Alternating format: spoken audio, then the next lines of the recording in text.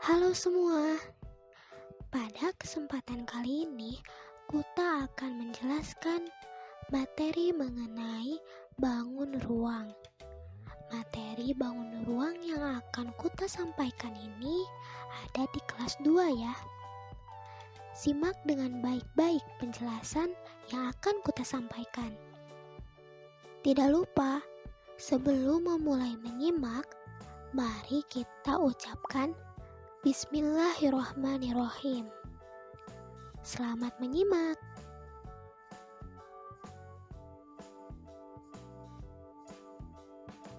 Kompetensi dasar yang harus dicapai oleh siswa atau anak kelas 2 yang berkaitan dengan materi bangun ruang tentunya tercakup pada mata pelajaran matematika.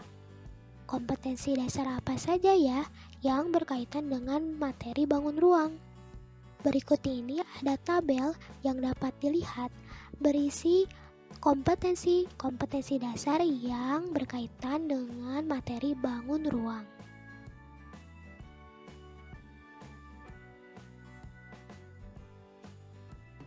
Di sini Kuta akan menjelaskan sekaligus menjawab pertanyaan-pertanyaan berikut.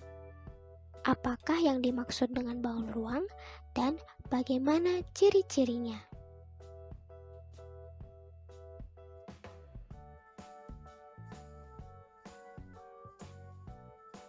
Sekarang perhatikan benda-benda berikut. Benda-benda ini bisa jadi sering kita lihat atau pernah kita lihat.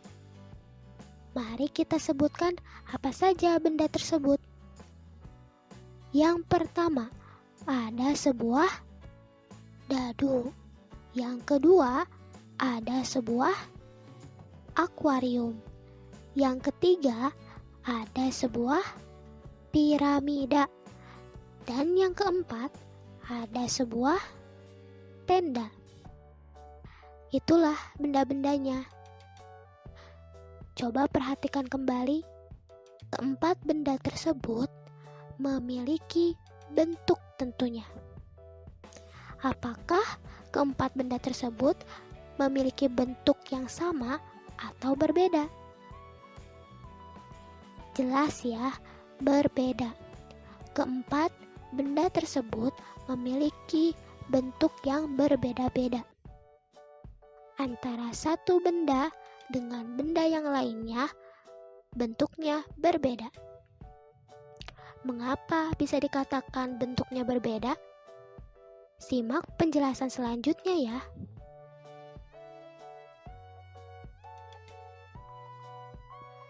Mari kita perhatikan bentuk benda yang pertama, yaitu bentuk dari dadu.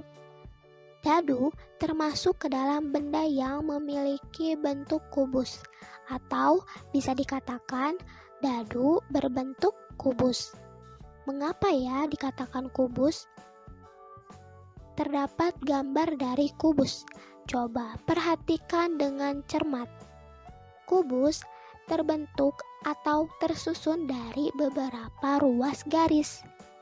Ruas garis pada kubus dinamakan dengan rusuk. Rusuk-rusuk yang membentuk kubus memiliki panjang yang sama, di mana rusuk A ke E dan rusuk E ke F itu sama panjangnya. Begitupun seterusnya. Lalu, pertemuan dari tiga rusuk pada kubus akan membentuk sebuah sudut.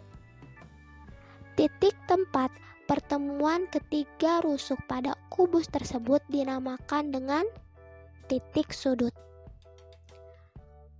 Antara rusuk G ke C dengan rusuk G ke H ditambah rusuk G ke F itu membentuk sebuah sudut, di mana G sebagai titik sudutnya. Selain terbentuk dari rusuk dan titik sudut, kubus juga dilengkapi dengan beberapa bidang. Bidang-bidang pada kubus dinamakan dengan sisi. Sisi-sisi pada kubus itu sama bentuknya, yaitu bentuk persegi. Itulah 3 bagian yang membentuk kubus. Sekarang coba hitung setiap bagian dari kubus. Berapa rusuk pada kubus?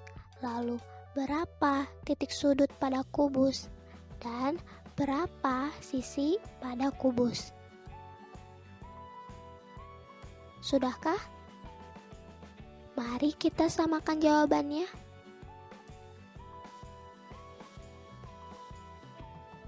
Inilah jumlah dari setiap bagian yang membentuk kubus. Bagian yang pertama ada 12 rusuk, di mana semua rusuk itu sama panjangnya. Bagian yang kedua ada 6 sisi, di mana sisi-sisi pada kubus berbentuk persegi dan semua luasnya itu sama. Bagian yang ketiga ada 8 titik sudut. Bagaimana? Samakah jawabannya? Bagus. Itulah jumlah dari setiap bagian yang membentuk kubus, atau kita sebut dengan ciri-ciri kubus.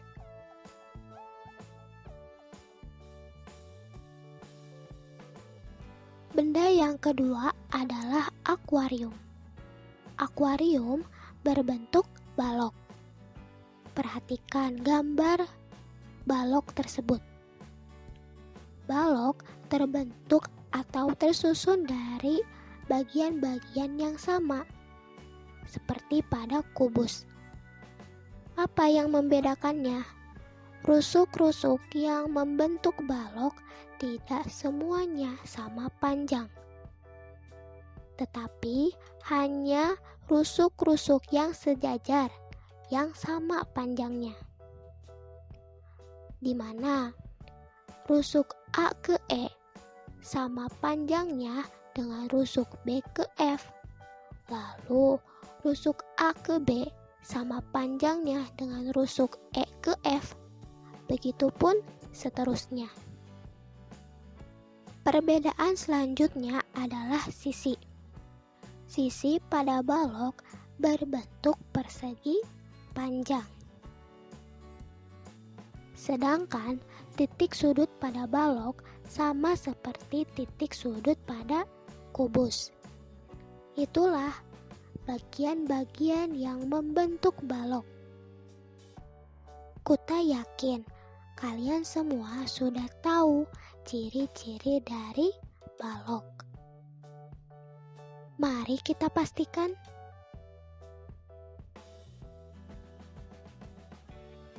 Inilah ciri-ciri dari balok. Jumlah dari setiap bagiannya itu sama dengan kubus. Namun, perlu diingat bahwa terdapat perbedaan, terutama pada rusuk dan sisi dari balok.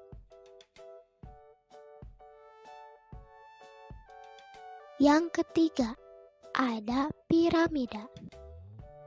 Sudah tahukah kamu apa itu piramida? Benar, piramida adalah bangunan yang terbuat dari batu. Piramida berbentuk 5 segi 4. Biasanya, piramida ini dijadikan tempat untuk menyimpan mumi raja-raja Mesir pada zaman dahulu. Lalu, apa saja bagian yang membentuk 5 segi 4? Perhatikan gambar 5 segi 4 tersebut. 5 segi 4 terbentuk dari beberapa rusuk. Kemudian, terdapat beberapa sudut yang berada di bagian bawah 5 segi 4. Dan satu sudut yang lainnya berada di bagian atas atau yang sering kita sebut dengan titik puncak pada 5 segi 4. Sisi yang melengkapi 5 segi 4 terbagi ke dalam 2 bentuk. Ada yang berbentuk segi 4 yang berada di bagian bawah dan ada yang berbentuk segitiga atau yang sering kita sebut dengan sisi tegak. Itulah bagian-bagian yang membentuk 5 segi 4. Bagaimana? Mudah ya untuk diingat? Coba kita ulangi.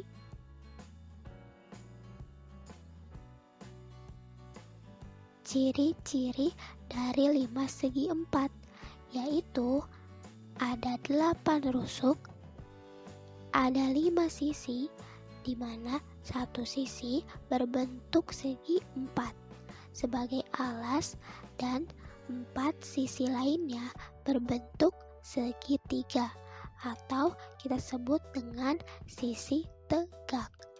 Dan ada 5 titik sudut di mana 4 sudut berada di bagian bawah dan 1 sudut berada di bagian atas atau kita sebut dengan titik puncak. Wow, sampai saat ini kita sudah tahu 3 macam bentuk benda atau 3 macam bangun ruang beserta ciri-cirinya. Ayo kita lanjutkan ke bentuk benda yang terakhir.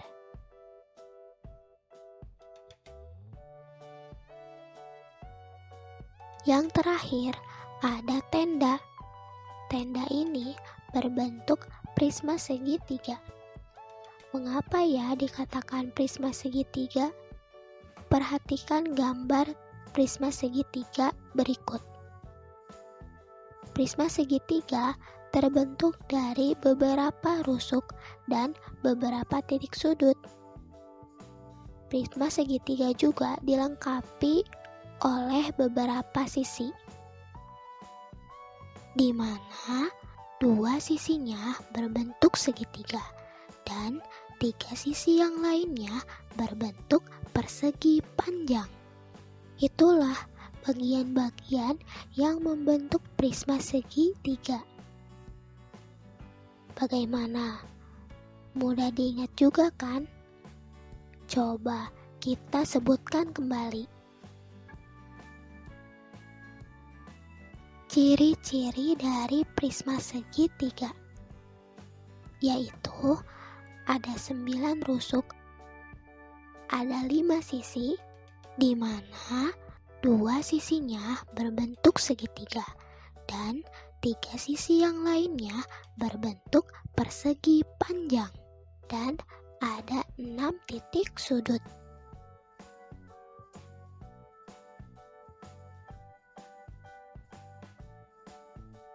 Hebat, kita sudah mengetahui 4 macam bangun ruang beserta ciri-cirinya. Dimulai dari kubus, lalu balok, kemudian 5 segi 4, dan yang terakhir prisma segitiga. Setelah kita mengetahui 4 macam bangun ruang beserta ciri-cirinya, bagaimana? Sudah tahukah kamu apa yang dimaksud dengan bangun ruang? Semuanya pintar. Jadi, bangun ruang adalah sebuah penamaan atau sebutan untuk beberapa bangun yang berbentuk 3 dimensi atau bangun yang mempunyai ruang di mana dibatasi oleh sisi-sisinya. Mari kita ucapkan hamdalah. Alhamdulillah. Semoga apa yang sudah kita ketahui terus kita ingat ya. Amin. Dan alangkah lebih baiknya apa yang sudah kita ketahui dapat kita bagi kepada yang lainnya. Terima kasih sudah menyimak video edukasi ini. Selalu semangat belajar dan terus berbagi kepada sesama. Aku tahu karena aku pintar. Alhamdulillah. Sampai jumpa.